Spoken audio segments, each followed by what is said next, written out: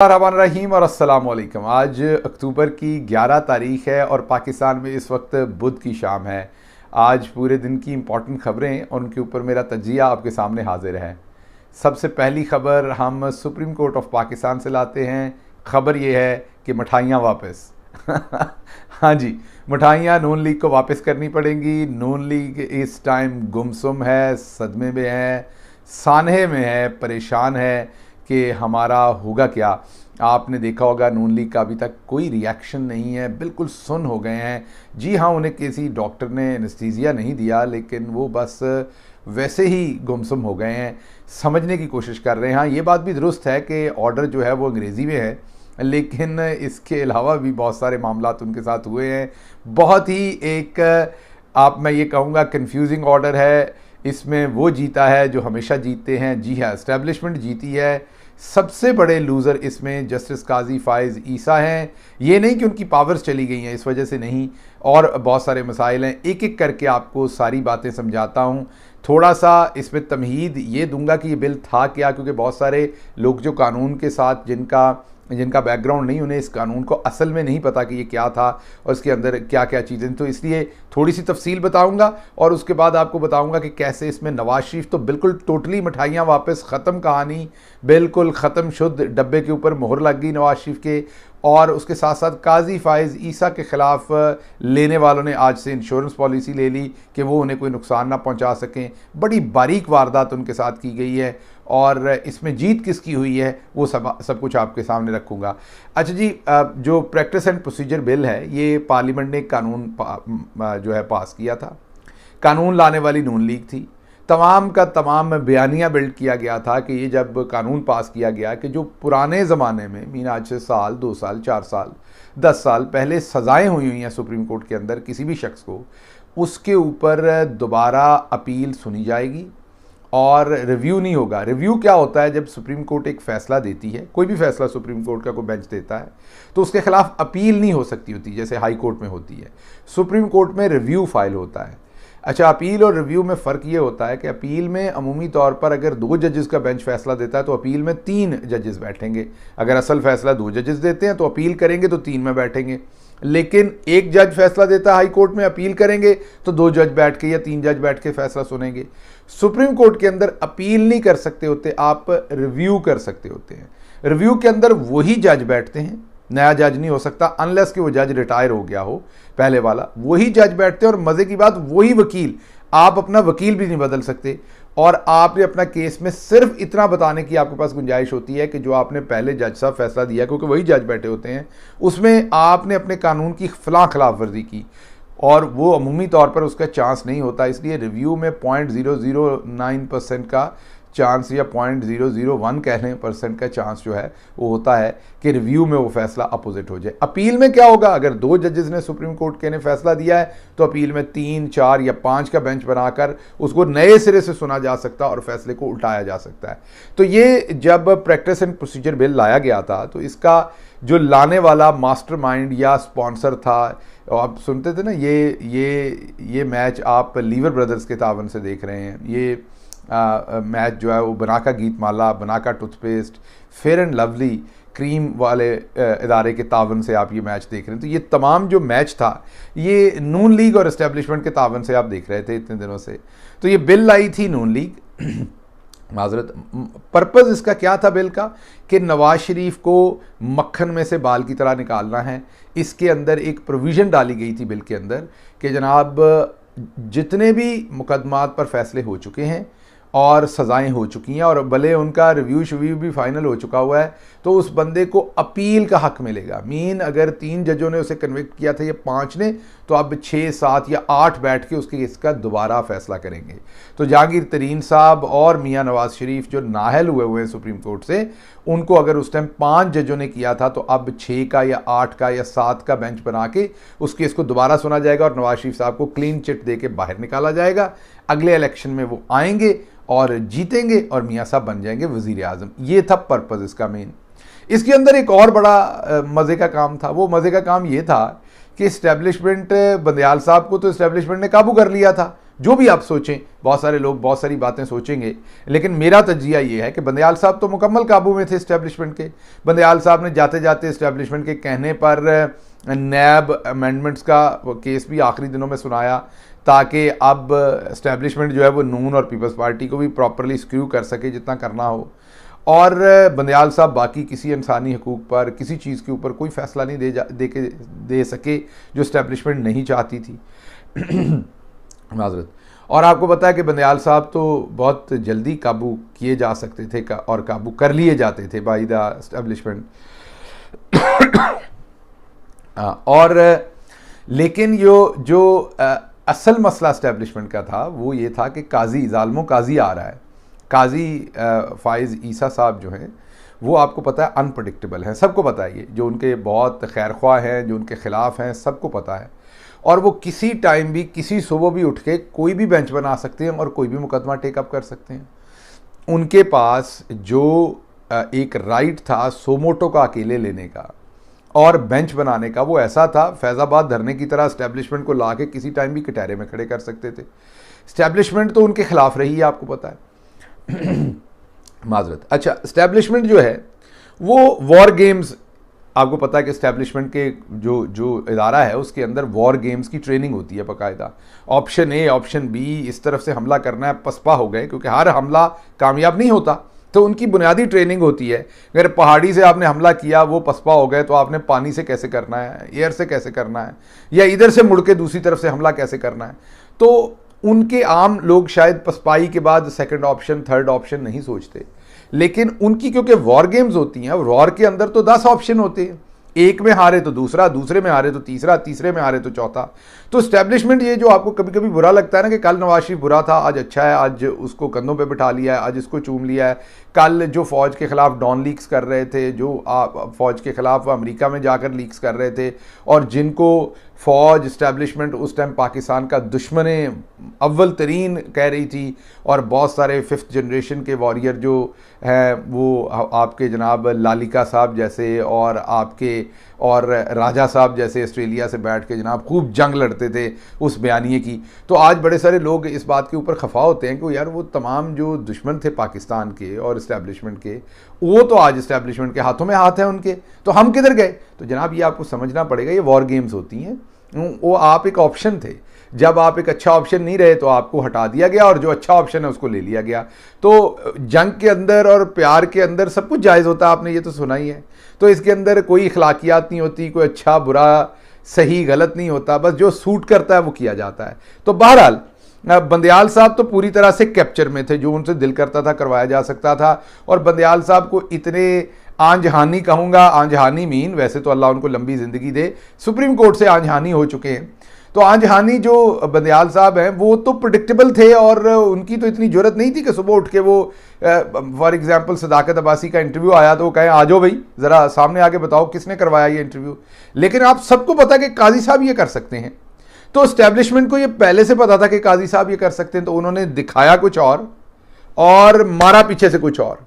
तो इस्टेब्लिशमेंट ने दिखाया ये कि ये सारा मामला हो रहा है जनाब वाला नवाज शरीफ के साथ, और नवाज शरीफ है अजीम लीडर, और इस मुल्क के अंदर बड़े जुल्म हुए नवाज शरीफ के खिलाफ, और इसके लिए अब हमने नवाज शरीफ को लेके देना है इंसाफ। तो ये उन्होंने बत्ती, जैसे वो दिए की बत्ती ऊपर करते हैं ना, तो उन्होंने बत्ती ऊपर की दिए की नून लीग की कि तगड़े हो जाओ, तुहाडे ग्वाल मंडेला नू लैके आना है प्राइम मिनिस्टर के तौर पर, तो ये बिल लेके आए। नून लीग ने ढोल ढमक्के के साथ ये बिल पेश किया।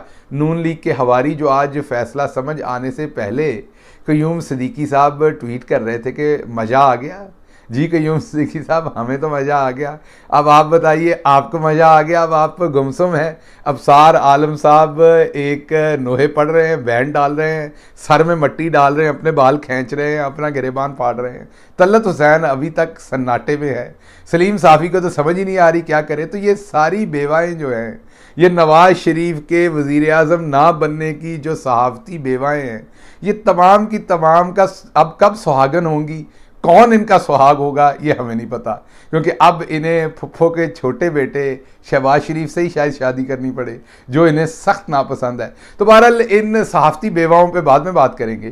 पहले मैं आपको बता दूं कि इस्टेब्लिशमेंट ने गेम क्या डाली है। इस्टेब्लिशमेंट ने ये गेम डाली है इन सब के साथ कि उन्होंने इनसे ये बिल लेके आए। बिल में 3 हिस्से रखे गए।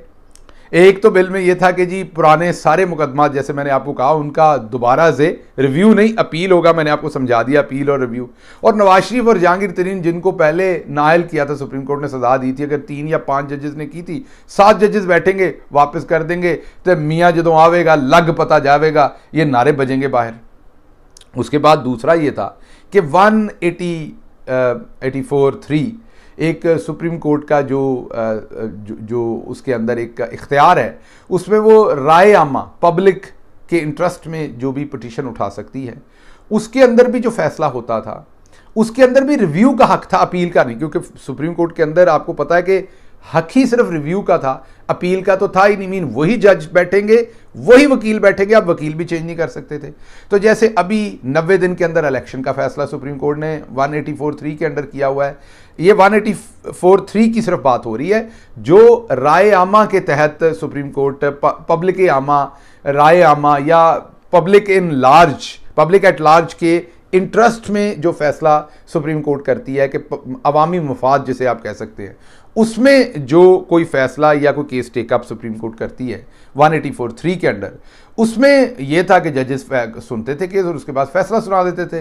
रिव्यू में वही जज बैठते थे, वही वकील बैठते थे। अगर कोई रिव्यू फाइल करता था तो उसमें तो स्कोप ही नहीं होता था, क्योंकि वो जजेस तो अपने खिलाफ फैसला नहीं देंगे दोबारा। अब उसके अंदर इन्होंने आज अलाउ कर दिया है कि उसकी अब अपील हो सकेगी। अपील का मतलब यह कि वही जज सिर्फ नहीं सुनेगी, उससे बड़ा बेंच सुनेगा अब, और वो डिफरेंट फैसला भी दे सकता है। तो अब आपको देखना होगा कि 184(3) के पिछले 3-4 महीनों में कौन कौन से केस हैं जिसमें किसका इंटरेस्ट है कि उनको वापस किया जाए। जी, तो वो केसेस हैं 90 दिन के अंदर इलेक्शन करवाने के बार बार, वो केसेस हैं नैब तरामीम के, और वो केसेस किसकी मलकियत है, मीन उनका माई बाप कौन है, वाली वारिस कौन है, और उनका नुकसान किसको होना है, एक ही नाम, एस्टैब्लिशमेंट। तो उस केस के ऊपर तो अगलों ने फैसला करवा लिया मुस्बत, मीन वो जीत गए। वो फैसला आज सुप्रीम कोर्ट ने कह दिया कि 184(3) के तहत जो अवामी मफाद के तहत पिटीशंस सुप्रीम कोर्ट ने पिकअप की थी या फैसले सुनाए थे, उनकी अब अपील हो सकेगी। तो ये सारे फैसले जिसमें किसी पे आर्टिकल 6 लगना था, कुछ भी, इनको अब रिव्यू करवाया जा सकता है। होगा नहीं, रिव्यू कह दिया मादत, इनके खिलाफ अब अपील फाइल करके फैसले चेंज करवाए जा सकते हैं। होंगे नहीं होंगे ये अभी हम नहीं कह सकते, लेकिन अब रास्ता खुल गया, दरवाज़ा खुल गया। अब दूसरी शिक इसमें थी, और वो थी, मैंने आपको कहा कि बंदयाल साहब तो आ गए थे काबू। अब काजी फायज ईसा साहब अनप्रडिक्टेबल थे, और स्टैब्लिशमेंट तो उनके खिलाफ जंग लड़ चुकी हुई है। हमारी हुकूमत के दौरान सारे वो असासों के केस सब कुछ काजी साहब के ऊपर ही थे। और दूसरी बात ये समझ लीजिए, दुनिया में जो भी ताकतवर होता है ना, ये बात आपने समझनी है, जो ताकतवर होता है वो बहुत लंबी प्लानिंग करता है। कमजोर आदमी की डे टू डे प्लानिंग होती है, ताकतवर की लंबी प्लानिंग होती है। आप अमेरिका देख लें, 10-10, 20-20 साल अगली प्लानिंग करता है। इसी तरह एस्टैब्लिशमेंट जो पाकिस्तान के अंदर या कहीं भी हो, वो लंबी प्लानिंग करती है। अब आपने ये ज़रा समझने की कोशिश करनी, बारीक बात है। इमरान खान को हटाने का फैसला तो हम ये तय कर चुके हैं, और ख्वाजा आसिफ के बयान सब कुछ सबको पता है कि हुकूमत में आने से पहले, इमरान खान को हुकूमत में लाने से पहले फैसला किया जा चुका था इसे फेल करना है, और छोटे अरसे के बाद ही, थोड़े अरसे के बाद ही फारिग करके शहबाज शरीफ को लेके आना है, क्योंकि तंगी नवाज शरीफ से थी, उनको मरियम से थी, शहबाज शरीफ से मामला ठीक थे। तो इमरान खान साहब को तो ये सोच लिया गया था, लेकिन उसके साथ साथ एस्टैब्लिशमेंट को ये नजर आ रहा था कि 1, 1.5, 2, 2.5, 3 साल के बाद काजी फायज ईसा साहब ने चीफ जस्टिस बनना है। जी, वही काजी फायज ईसा साहब जो जब मर्जी फैसला ठोक देते हैं एस्टैब्लिशमेंट के खिलाफ, धरने का फैसला और बिल्कुल ही तबाही करके रख देते हैं एस्टैब्लिशमेंट की। कोई रास्ता नहीं बचता एस्टैब्लिशमेंट को भागने का, नुक्कर में लग के किसी तरीके से बड़ी मुश्किल से अपनी कानूनी इज्जत उस टाइम वो बचाते हैं। तो एस्टैब्लिशमेंट ने सोचा कि ये 2-3 साल बाद तो इन भाई साहब का जो है वो आ जाना है चीफ जस्टिस का दौर, तो हमारे खिलाफ तो काम हो जाएगा। तो जो ताकतवर होता है वो सलाब से पहले बंद बांधता है बहुत। तो उन्होंने हमारी हुकूमत के ज़माने में आज का बंद बांधा। वो कैसे? उन्होंने हमारी हुकूमत के ज़माने में काजी फायज ईसा साहब के ऊपर रेफरेंस फाइल कर दिया, जो बज़ाहिर हमें भी उस टाइम, आपको भी, सबको लगा कि कानून की हुक्मरानी हो रही है, कोई अच्छा काम हो रहा है, कोई बड़ा काम हो रहा है, काजी साहब के खिलाफ काम हो रहा है। मीन काजी साहब ने कुछ आज चोरी की है या उनके असासे छुपे हुए हैं तो उसके ऊपर काम हो रहा है। असल में वो ये काम हो रहा था। असल में काजी साहब को यहां पर लाना था, जो उनकी चीफ जस्टिस का ज़माना था उसमें उनको कंट्रोल में रखने का वो तरीका था। कैसे? काजी साहब के ऊपर मुकदमा बना, हमारी हुकूमत को भी इस्तेमाल किया गया, उस टाइम के मीडिया को भी इस्तेमाल किया गया, उस टाइम की अदलिया को भी इस्तेमाल किया गया और जनाब काजी साहब के ख़िलाफ़ रेफरेंस इस हद तक पहुँच गया, और क्योंकि उसके अंदर मामला पेचीदा हो गए, काजी साहब फंस गए। जब काजी साहब गए फंस और उन्हें निकलने का कोई रास्ता नहीं बना, तो जाहिर बात है फिर इस्टेब्लिशमेंट से डील हुई।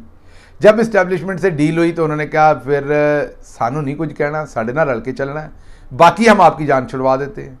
तो जब डील हुई, क्योंकि जिसके साथ डील करनी होती है उसको पहले फंसाया जाता है, ये समझिए।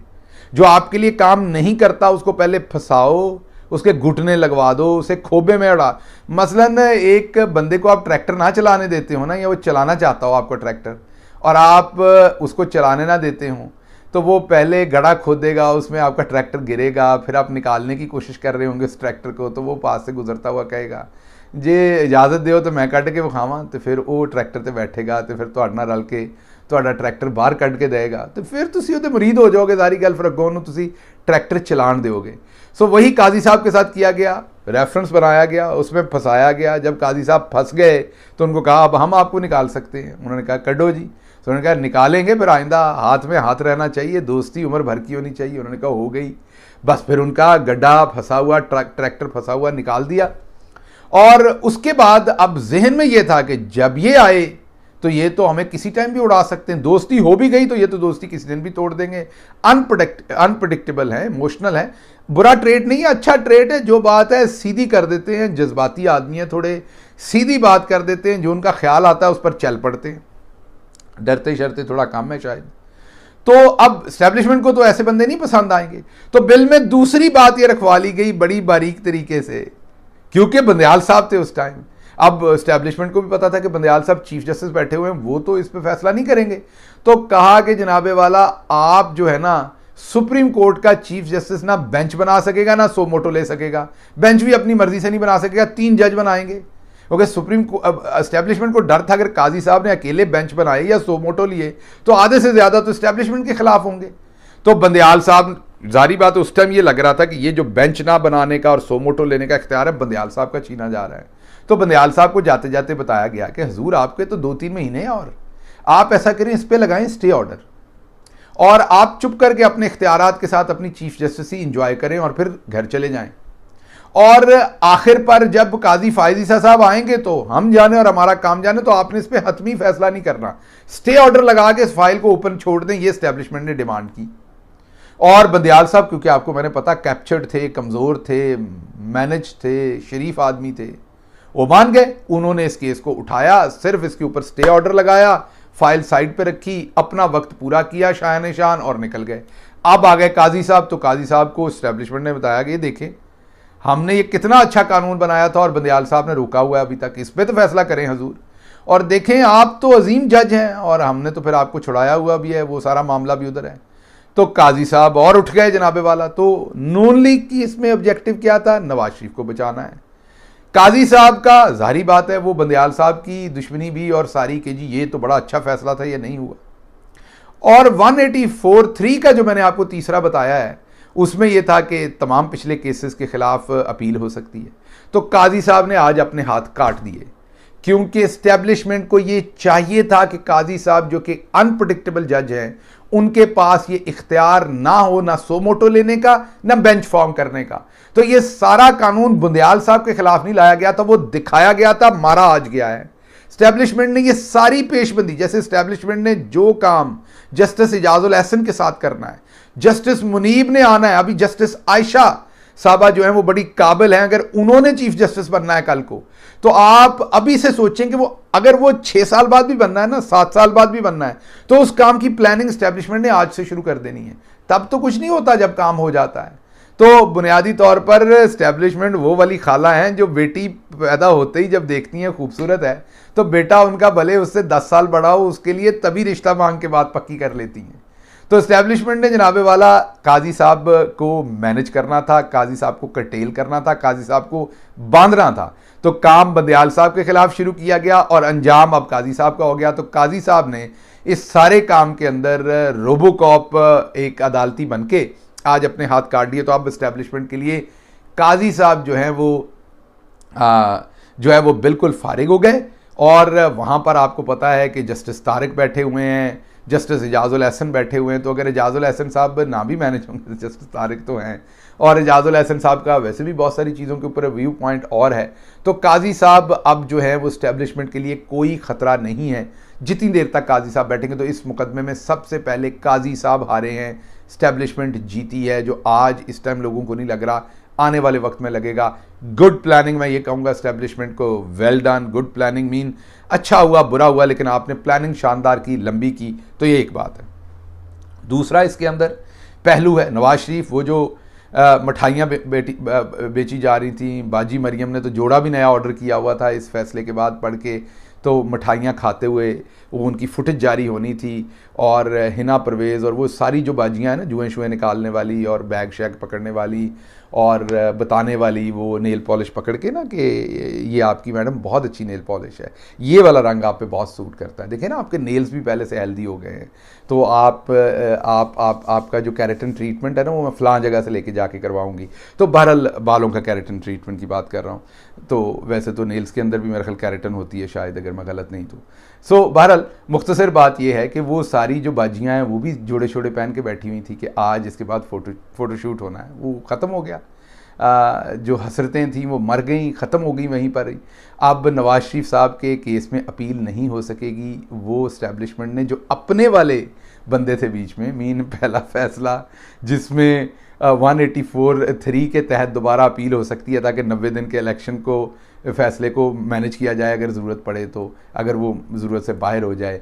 नैब तरमीम अगर इनको ट्विस्टिंग करने के लिए हो तो वो मैनेज करे, वहाँ भी उनके जो फेवर करने वाले जज साहबान थे उनको इस्टेब्लिशमेंट ने अंदर रहने दिया।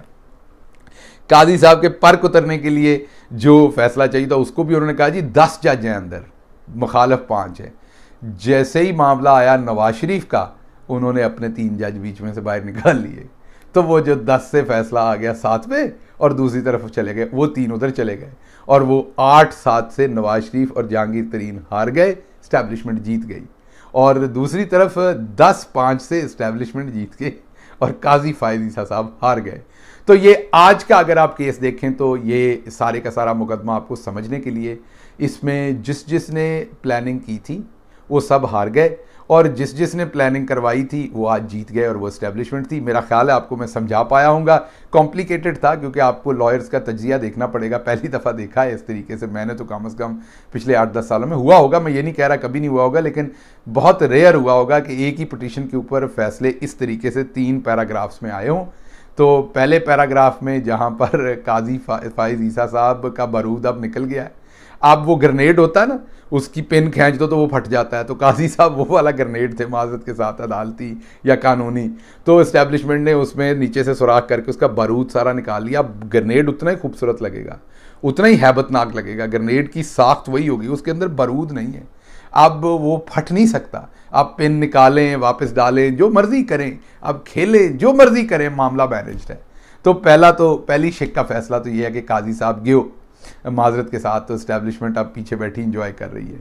और दूसरा मैंने आपको बताया कि 184(3) जहाँ पर जरदारी साहब, शहबाज शरीफ, इनकी करप्शन के केसेस दोबारा खुल गए हैं, और वो नैब तरामीम बिल, अब अगर इनके साथ कोई डील होगी तो आने वाले चंद सालों में उसके ऊपर अपील करवा देंगे, अपील करवा के अपील पेंडिंग पड़ी रहेगी, और ये बस के पीछे लगे रहेंगे कि जनाब हमारा नैब तरामीम बिल जो है ना वो दोबारा फारिग करवा देगी इस्टेब्लिशमेंट, तरमीम लगी हुई है, तरमीम रख के फिर बैठे रहेंगे ये सुप्रीम कोर्ट के अंदर, और इनसे काम लेते रहेंगे, ये उसी तनख्वाह पर काम करते रहेंगे।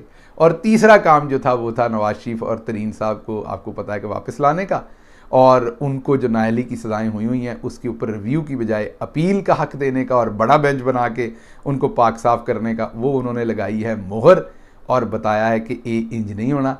नवाज शरीफ साहब नामाकूल सन, नवाज शरीफ साहब नाअहल सन, नवाज शरीफ साहब रांदा दरगाह थे, वो आज भी हैं, वो कल भी थे। तरीन साहब की भी तहरीक इस्तेहकाम जो है वो वहीं रह गई, तो बाजी फरदौस आशिक अवान ते बाजी मरियम सफदर सोचदियां भी इक्को तरह ही ने, तो साड़ियाँ दोवें बाजियाँ दिसदियां भी इक्को तरह ही ने, तो साड़ियाँ दोवें बाजियाँ अकल भी इक्को तरह की रखदियां ने। तो मैनू हुण ये नहीं समझ आ रही कि दोनों बाजियां का की बनेगा, क्योंकि एक बाजी का तरीन जाता रहा तो दूजी बाजी का नवाज शरीफ जाता रहा। अज बहरहाल इस्टेब्लिशमेंट ने चंगी गेम पाई है, तो कयूम सदीकी साहब का जिहड़ा जुमला है वो मैं वापस उन्होंने कोलों ही पूछांगा, मज़ा आ गया, अल्लाह निगहबान।